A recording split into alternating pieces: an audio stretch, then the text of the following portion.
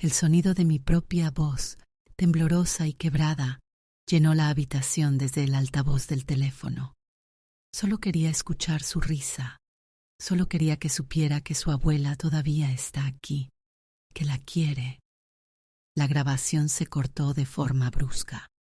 La voz de mi hija, gélida y plana, como un cuchillo afilado sobre hielo, sustituyó la mía. ¿Ves, mamá? Esto es exactamente lo que te dije. Esta manipulación, este chantaje emocional. ¿Crees que no sé reconocerlo? Por esto exactamente. No la vas a ver nunca más. Un clic seco, un silencio que fue más ensordecedor que cualquier grito. Me quedé allí, con el teléfono pegado a la oreja, escuchando el zumbido del vacío, con mi propio corazón latiendo como un animal herido en mi pecho. Mi súplica, mis palabras más crudas y honestas se habían convertido en la evidencia que sellaba mi sentencia. ¿Cómo había llegado a esto? ¿Cómo un acto de amor puro se había transformado en el arma que me destrozaba? Pero antes de llegar a ese momento, necesito contarte cómo empezó todo. Y todo empezó con un pastel de manzana. El pastel de manzana se quedó en la mesa, intacto, por 3 días. Su aroma dulzón, que normalmente llenaba la casa de una calidez que parecía impregnar las paredes, se fue volviendo pesado, rancio. Era el pastel favorito de mi nieta, Daniela. Cada 2 semanas, los domingos por la tarde, ella venía. El ritual era sagrado. Yo horneaba. Ella llegaba con su mochila de universitaria y sus zapatos ruidosos, y la casa, normalmente sumida en un silencio de viuda, estallaba en vida. Su risa era el sonido más preciado que tenía, un eco de una felicidad que creía perdida. Pero ese domingo, Daniela no vino, ni llamó. Al principio me aferré a la explicación más benigna. Estará ocupada con sus estudios, me dije, limpiando la misma mancha en el mármol de la cocina por 3.ª vez. Los jóvenes de ahora viven a un ritmo endemoniado. Pero el nudo en mi estómago, una bola de hielo y ansiedad, crecía con cada hora que pasaba. Al anochecer, envié un mensaje de texto. ¿Todo bien, cariño? Te esperé con el pastel. La respuesta no llegó. El silencio del teléfono se volvió físicamente opresivo. Era la primera grieta, finísima, casi imperceptible, en la realidad que daba por sentada. Al segundo día, la preocupación se mezcló con un regusto amargo, un miedo antiguo que conocía demasiado bien.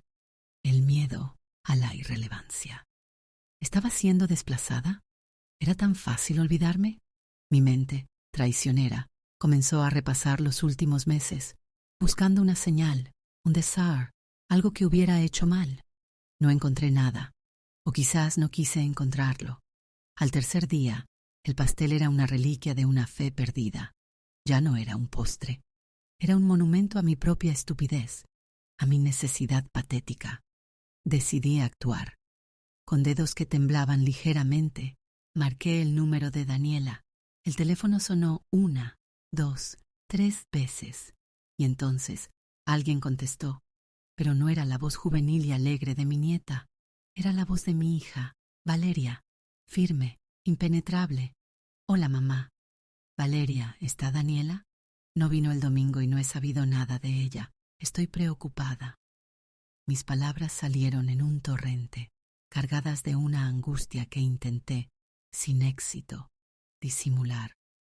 Hubo una pausa breve, calculada. Podía casi sentirla al otro lado de la línea, midiendo sus palabras, construyendo su respuesta. Daniela no puede atenderte ahora, mamá. ¿Está enferma? ¿Ha pasado algo? Por favor, dime. La súplica en mi voz me avergonzó. Otra pausa. Luego la frase que ahora, en retrospectiva, veo como la declaración de guerra que era. Mamá, Daniela no va a poder visitarte. Su madre no la deja. El mundo se detuvo. No era no quiere o no puede. Era no la deja. La elección de palabras era un puñal. Valeria no era solo una hija que negaba un permiso, era una madre que ejercía su autoridad, trazando una línea entre su hija y yo. Yo estaba del lado equivocado de esa línea. ¿Qué quieres decir con que no la dejas? Valeria, por el amor de Dios, soy su abuela. El tono se me escapó, se volvió agrio, herido.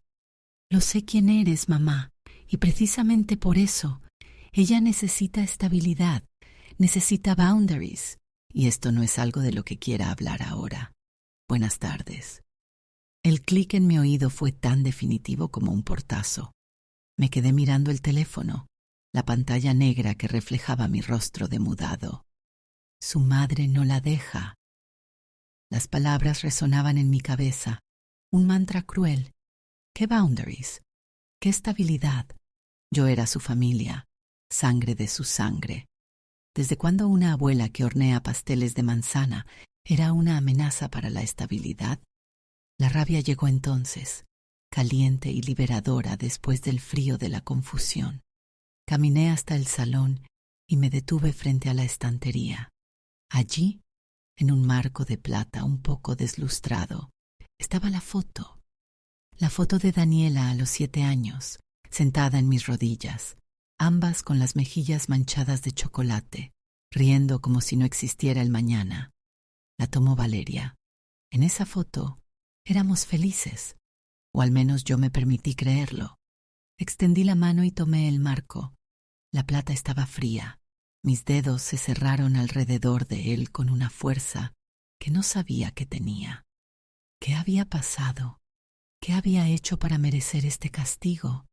Mi dedo índice, por puro acto reflejo, se posó sobre el icono de la agenda en mi teléfono, sobre el nombre de Valeria. Podía llamarla, podía exigir una explicación, podía gritar, pero algo en la frialdad absoluta de su voz me detuvo. Ese no era el tono de una discusión, era el tono de un veredicto, y yo, de pronto, me sentí en el banquillo de los acusados, sin siquiera saber de qué se me acusaba. Mi hija y yo no habíamos hablado de lo que pasó en el verano de 2008. Era un acuerdo tácito, una caja de Pandora que ninguna de las dos teníamos el valor de abrir. Pero después de aquella llamada, la caja comenzó a vibrar, a soltar grietas por las que se filtraba un veneno antiguo. La rabia inicial se transformó en una ansiedad sorda, un zumbido constante de fondo. Cada recuerdo de Daniela, cada foto, cada mensaje de texto guardado, ahora venía acompañado de la sombra de Valeria y su veto. Pasé una semana en un estado de limbo, saltando cada vez que sonaba el teléfono, esperando que fuera Daniela, rebelándose contra las órdenes de su madre. Pero el silencio era absoluto. Era el silencio más elocuente que había escuchado en mi vida. Finalmente, no pude soportarlo más. La necesidad de una explicación, de un enfrentamiento, era más fuerte que el miedo. Preparé mi argumento con el cuidado de un abogado que defiende su propia vida. No sería la madre herida, sería la mujer racional que exige respeto. Marqué su número. Contesto al tercer tono. Valeria, necesito que hablemos. Con calma. Mi voz sonó tensa, forzada. ¿Sobre qué, mamá? No era una pregunta. Era un desafío. Sobre Daniela. Sobre por qué le prohíbes verterme. No lo entiendo. He repasado todo y no encuentro ningún motivo. Intenté mantener la calma, pero las palabras empezaron a acelerarse. Siempre he estado para ella. La he cuidado. La he querido. ¿Es esto por lo de la universidad? ¿Porque le dije que quizás esa carrera tenía pocas salidas? Si es eso, fue un comentario, nada más. ¿Ves? Su voz cortó la mía como un cuchillo. Ahí está, siempre es lo mismo. No es el comentario, mamá. Es el mensaje que hay detrás. El desprecio velado, la duda constante. Es agotador. ¿Desprecio? Por favor, Valeria. Es tu hija. Es mi nieta. ¿De qué mensaje me hablas? Sentí que el suelo se abría bajo mis pies. ¿Desprecio? Yo solo quería lo mejor para ella. ¿Recuerdas el verano del 2008? La pregunta cayó como una losa. El aire se me escapó de los pulmones. ¿Recuerdas cuando me presenté a la beca para estudiar arte en Sevilla? Tú, con esa sonrisa condescendiente, me dijiste: «Qué bonito, Valeria, pero ¿y de qué vas a vivir? Soñar no paga las facturas». Destrozaste mi ilusión con una frase. Me hiciste sentir como una niña tonta, una fantasiosa. Cambié de carrera. Estudié administración de empresas. Y mira, ahora tengo un trabajo estable. Pago mis facturas. Su voz tembló, pero no de tristeza, sino de rabia contenida, de una amargura que había estado fermentando durante 15 años. No voy a permitir que le hagas lo mismo a Daniela. No voy a permitir que envenenes sus sueños con tus miedos y tu pragmatismo rancio. La estoy protegiendo de ti. Sus palabras me dejaron sin aliento. No era solo sobre Daniela. Nunca lo había sido. Esto era sobre mí, sobre ella, sobre una herida que yo ni siquiera sabía que había infligido y que ella había dejado supurar todos estos años. Yo ni siquiera recordaba esa conversación con tanta claridad. Para mí era un consejo, una preocupación maternal. Para ella fue un acto de destrucción. Valeria, eso fue hace una eternidad. Yo solo quería lo mejor para ti. Suena débil, incluso para mis propios oídos.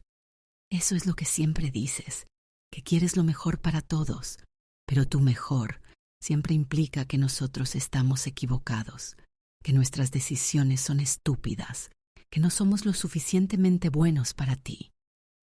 Calló un momento y luego añadió, con una frialdad devastadora: Daniela me lo dijo. La última vez que vino de tu casa, llegó callada. Le pregunté qué pasaba y me dijo que le habías hecho sentir mal por querer cambiar de asignatura, que le habías dicho que las personas indecisas nunca llegan a nada.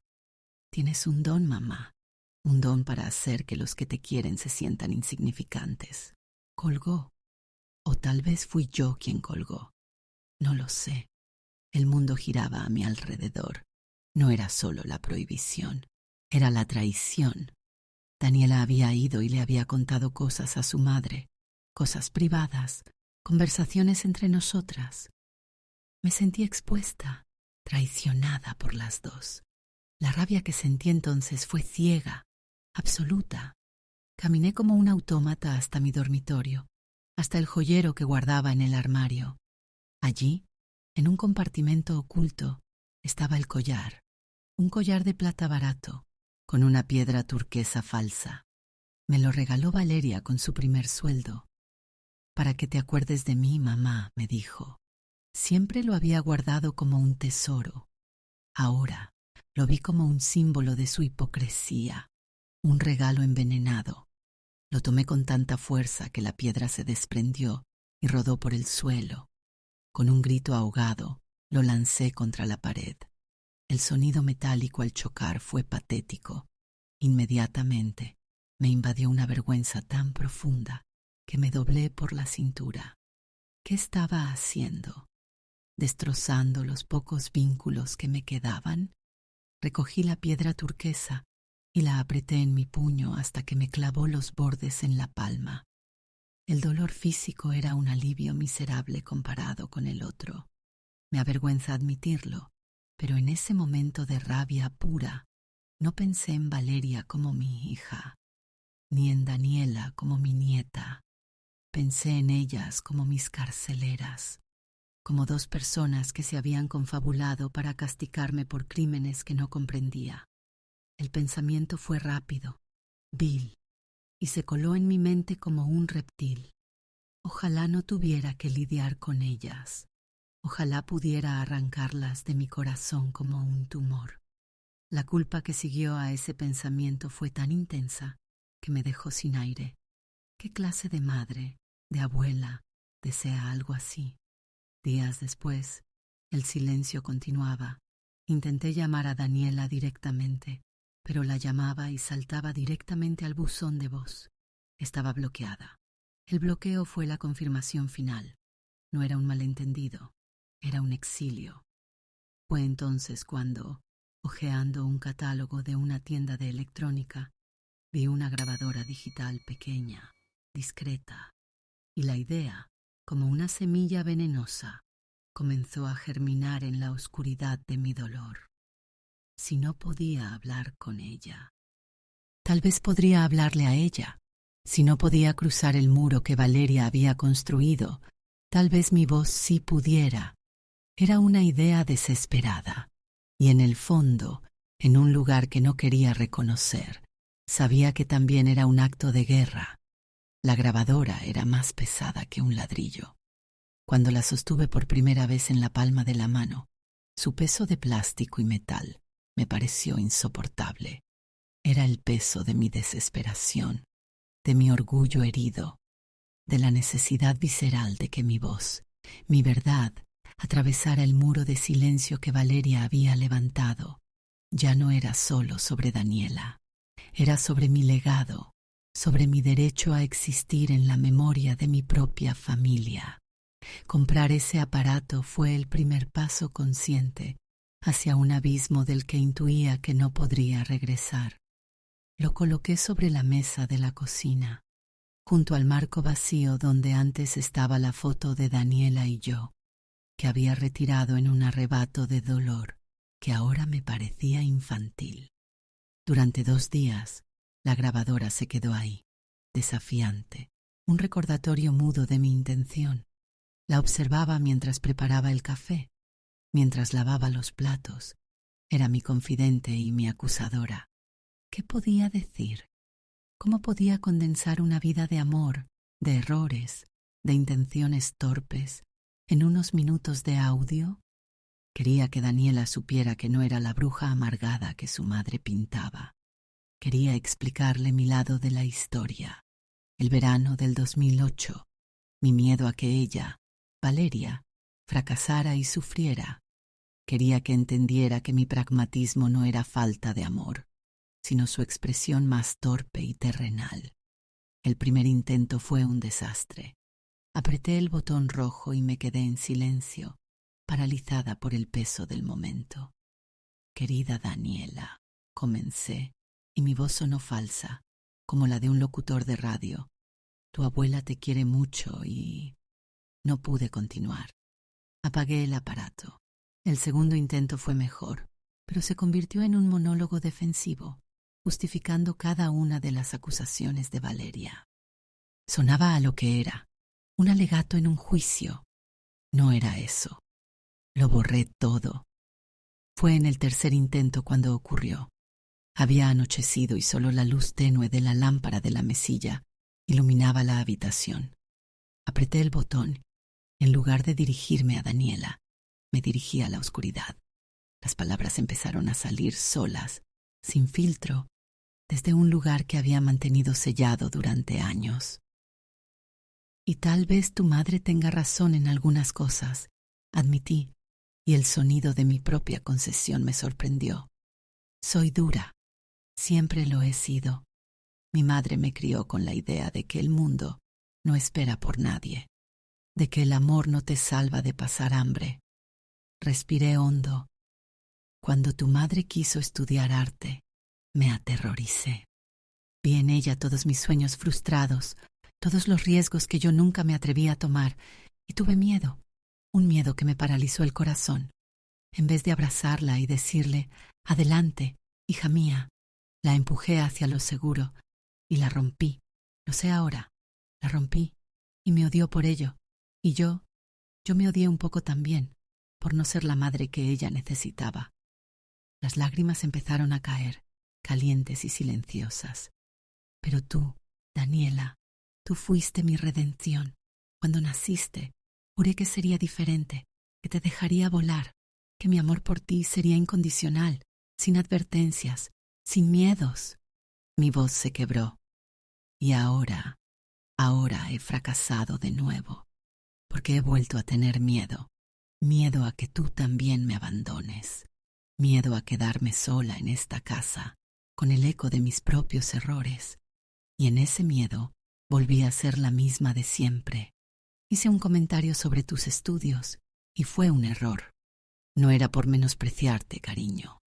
Era el grito de una mujer vieja y asustada que no sabe cómo decir «te quiero» sin intentar, estúpidamente, protegerte de un mundo que ni siquiera yo comprendo.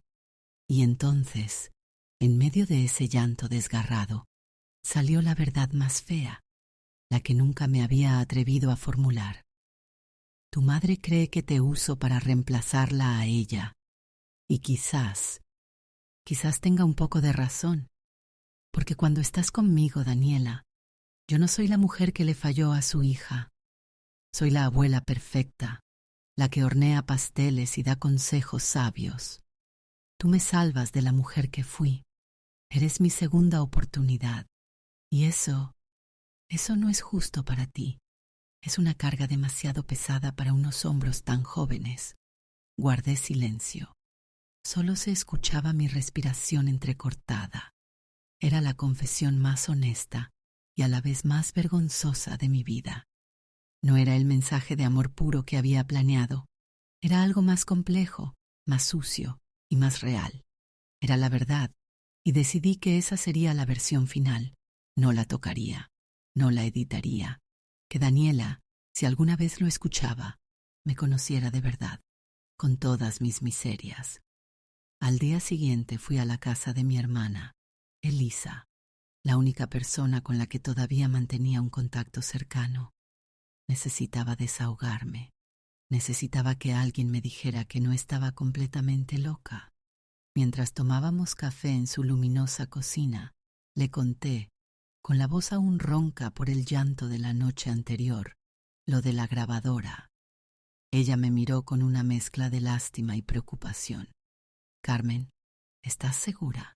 Mandar eso es jugar con fuego. Valeria no lo va a tomar bien. ¿Y qué más puede hacer? ¿Enviarme al exilio? Ya lo ha hecho, repliqué amargamente. Fue entonces cuando Elisa, mirando su taza, dijo casi en un susurro: Oye, no sé si es el momento, pero Valeria me llamó ayer.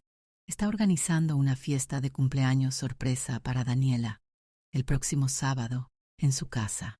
Una cosa grande, con sus amigos de la universidad y todo. El mundo se detuvo de nuevo. Una fiesta, en la casa de Valeria. Una celebración familiar de la que yo estaba, obviamente, excluida. No era solo una prohibición de visitas, era una reescritura oficial de la historia familiar. Yo era un personaje eliminado del guión. El dolor fue tan agudo y físico que me llevé la mano al pecho. ¿Y tú qué le dijiste? Pregunté con la voz temblorosa. Elisa evitó mi mirada. Le dije que lo pensaría. Carmen es mi sobrina. Es complicado. La complicidad de mi propia hermana, aunque tibia, fue la gota que colmó el vaso. Ya no había vuelta atrás. Mi decisión estaba tomada. Regresé a mi casa, una determinación fría y feroz, reemplazando a la desesperación del día anterior. Me senté frente al ordenador, conecté la grabadora y transferí el archivo de audio. Se llamaba paradani.wav. El cursor parpadeó sobre el icono de adjuntar en un nuevo correo electrónico. Escribí la dirección de Valeria. No tenía la de Daniela. El asunto, para Daniela, por favor. Mi dedo índice se posó sobre el botón del ratón, sobre el enviar. La punta del dedo estaba fría. Todo mi cuerpo estaba frío. Sabía que una vez que lo hiciera, nada volvería a ser igual. No estaba enviando un mensaje de amor. Estaba lanzando una granada. Y esperaba, con una esperanza terrible y egoísta, que al estallar, algún fragmento de la verdad llegara a mi nieta. Respiré hondo. El silencio en la casa era absoluto y apreté. Pasaron 72 horas. El silencio era más aterrador que un grito. Cada notificación del teléfono era una descarga de adrenalina que me dejaba temblando. Revisaba el correo electrónico obsesivamente, buscando una respuesta, un acuse de recibo, cualquier señal de que mi mensaje había atravesado el muro. No había nada, solo el vacío, El para.dani.wav había sido tragado por un agujero negro del que no salía ni luz ni sonido. La incertidumbre era una tortura exquisita. ¿Lo habría escuchado Daniela? ¿Se lo habría impedido Valeria? ¿Lo habrían escuchado juntas, riéndose de la vieja loca y sus patéticas confesiones? Cada escenario posible era una pesadilla que se desarrollaba en bucle en mi mente. No podía comer, no podía dormir. Me pasaba las horas muertas en el salón, mirando el espacio vacío en la estantería, preguntándome si mi acto de desesperación no habría sido, en realidad, un suicidio emocional. La casa se llenó de fantasmas. En el sillón donde Daniela se sentaba, veía su sombra. En la cocina, creía oír su risa. Me había convertido en una espectadora de mi propia vida, esperando un desenlace que no controlaba. La pasividad me estaba volviendo loca. Había actuado, había lanzado mi verdad al abismo, y el abismo me devolvía un silencio que cuestionaba mi propia existencia. Era tan insignificante que ni siquiera mi mayor acto de vulnerabilidad merecía una respuesta. Al tercer día, la desesperación se transformó en una resolución sombría. Si no respondían, llamaría, exigiría una respuesta. Ya no me importaba parecer la loca, la pesada, la manipuladora. Necesitaba un cierre, aunque fuera un portazo en la cara. Era mejor que esta agonía sin fin. Preparé mentalmente lo que diría, cómo defendería mi derecho a ser escuchada, incluso si la respuesta era un nunca más. Fue entonces, en el momento más bajo, cuando el sonido cortó el silencio como un cristal roto. No fue una notificación de correo, fue el tono de llamada. El teléfono vibraba sobre la mesa de café, iluminándose. En la pantalla brillaba, como una aparición, el nombre: Valeria.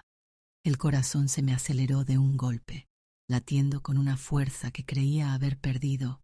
Todo el aire escapó de mis pulmones. Aquello era la sentencia, la condena o la absolución. Con una mano que temblaba de forma incontrolable, deslicé el dedo sobre la pantalla y me llevé el aparato a la oreja. Mi boca estaba seca como el yeso.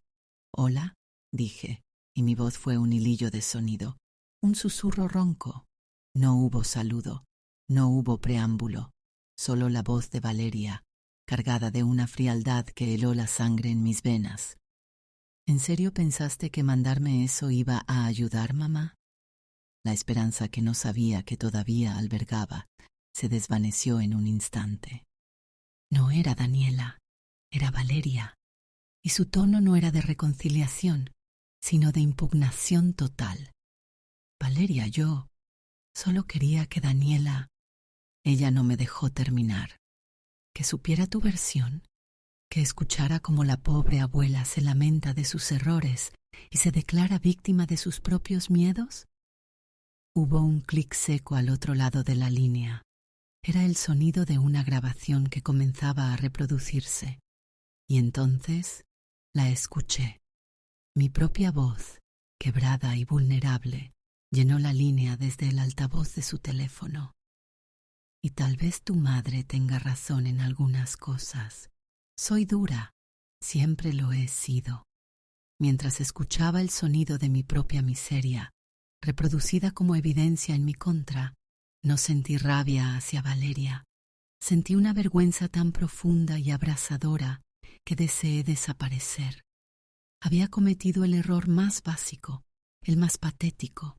Le había dado a mi verdugo las herramientas para mi propia ejecución. Me había entregado voluntariamente, le había mostrado mi punto más flaco, y ella lo usaba con la precisión de un cirujano. Me había traicionado a mí misma. Esa fue la acción más vergonzosa, mi autotraición en nombre del amor. Tú fuiste mi redención. Juré que sería diferente. La grabación continuaba. Yo estaba paralizada, incapaz de colgar, obligada a escuchar mi propio patetismo. «Para», logré balbucear. «Por favor, para». La grabación se cortó. El silencio fue breve, pero denso como el plomo. ¿Ves?, dijo Valeria, y su voz ya no era solo fría, ahora estaba teñida de un triunfo amargo, de una validación terrible. ¿Ves, mamá? Esto es exactamente lo que te dije. Esta manipulación, este chantaje emocional. Mira lo que me obligas a hacer. Mira hasta qué punto me has llevado. Soy tan vulnerable por tu culpa. ¿Crees que no sé reconocerlo? ¿Crees que no conozco cada uno de tus movimientos? Era la verdad, susurré, derrotada. Era mi verdad. Tu verdad es un arma, mamá, y la apuntas directamente al corazón de los demás. Usas tu dolor para invalidar el nuestro. ¿Quieres saber por qué no la vas a ver? ¿Quieres tu explicación definitiva? Por esto exactamente, por este mensaje. Porque en lugar de respetar el espacio que te pedí, en lugar de reflexionar, decidiste saltarte todas las reglas, ir directamente a Daniela con este monumento a tu autocompasión, para ponerla en mi contra, para que ella sintiera lástima por la pobre abuelita a la que su madre malvada no deja ver a su nieta. Respiró hondo, y cuando volvió a hablar, su voz tenía la frialdad final del mármol. Esto no es protección contra tus comentarios, mamá. Esto es protección contra esto, contra tu incapacidad para amar sin destruir. Daniela no va a escuchar esto. Yo sí, y confirma todo lo que siempre he pensado. No la vas a ver, nunca más. Esa grabación es tu adiós. El clic final, el silencio. Me quedé con el teléfono pegado a la oreja, escuchando el zumbido del vacío, igual que en el principio, pero ahora lo entendía todo. No había ganado, no había conseguido que me entendieran, solo había proporcionado la prueba definitiva de que era la monstruo que Valeria siempre había dicho que era. El círculo se había cerrado, y yo estaba en el centro, completamente sola. El zumbido en el oído se transformó en un pitido agudo, un tinnitus de la derrota. Bajé el teléfono y lo miré, como si el aparato de plástico y cristal pudiera explicarme cómo un corazón podía latir aún después de haber sido pulverizado. Las palabras de Valeria no eran solo una prohibición, eran una disección. Me había desollado viva, había expuesto cada uno de mis nervios y luego había frotado sal en la herida, no por crueldad, sino con la fría precisión de un diagnóstico terminal. Incapacidad para amar, sin destruir. La frase resonaba en mi cráneo, cada sílaba un martillazo. Durante un tiempo que no pude medir, me quedé inmóvil en el Silenón. No lloré. Las lágrimas parecían haberse solidificado dentro de mí, formando una losa de hielo en el pecho. El dolor ya no era una emoción, era un estado físico, una presencia opresiva que llenaba la habitación, que pesaba sobre mis hombros, que enrarecía el aire.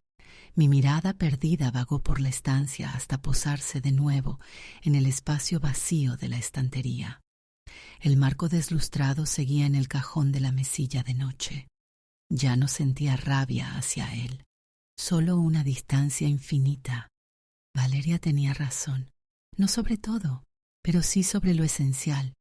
Yo había usado a Daniela, la había convertido en mi tabla de salvación, en mi redención personal, sin importarme el peso que eso pudiera suponer para ella.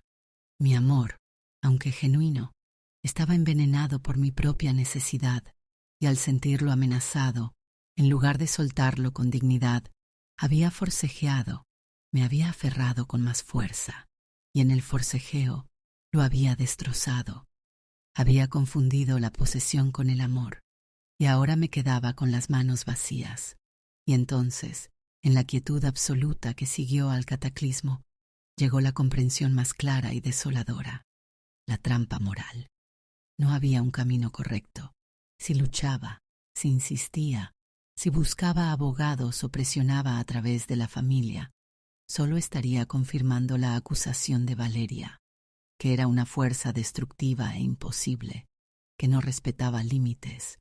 Pero si me rendía, si aceptaba el veredicto en silencio, estaría admitiendo mi culpabilidad, consintiendo mi propia aniquilación, convirtiéndome en el fantasma que ellos ya creían que era. No había opción que no implicara una forma de muerte. Mi única elección real era decidir cómo quería morir, forcejeando y pataleando, o con una quietud digna que no cambiaría absolutamente nada. La decisión no fue dramática. Llegó con la misma naturalidad con la que cae la noche después de un día agotador. No había más batalla que librar. Cualquier otra acción sería solo otro capítulo en la misma historia de la que Valeria quería proteger a Daniela. La única forma de amarlas, la única forma de romper el ciclo, era desaparecer. Me levanté del sillón. Mis articulaciones crujieron, como si el peso de la comprensión las hubiera envejecido décadas en minutos. Caminé hasta el dormitorio y abrí el cajón de la mesilla. Allí estaba, el marco de plata, la foto de dos personas que ya no existían, una niña que confiaba y una mujer que creía poder redimirse a través de otro ser. La tomé con suavidad. No había rabia, ni siquiera tristeza, solo un reconocimiento final. La llevé a la estantería del salón. La observé un último momento, la risa congelada, la felicidad que fue real pero que ya no podía sostenerme. Y entonces, con un movimiento lento y deliberado, la giré y la coloqué boca abajo sobre la madera. No la guardé. Dejarla ahí, oculta pero presente, era mi manera de aceptar la verdad sin borrarla. Era mi monumento a lo que fue y ya no sería. El sonido del marco al tocar la madera fue suave, un clic sordo que selló un destino. No hubo un gran clímax emocional, solo el vacío que deja la rendición cuando ésta es total y sincera. No había ganado, no había perdido, simplemente la guerra había terminado y el silencio, por primera vez, ya no gritaba, solo era silencio. Mi amor por Daniela no había desaparecido, seguiría ahí, latiendo en la penumbra de mi corazón, pero ya no sería un arma, sería un recuerdo, una bendición silenciosa que le enviaría desde la distancia, sin esperar nada a cambio. Era lo único que me quedaba por dar, y tal vez era el único regalo verdadero que podía ofrecerle después de todo, mi ausencia.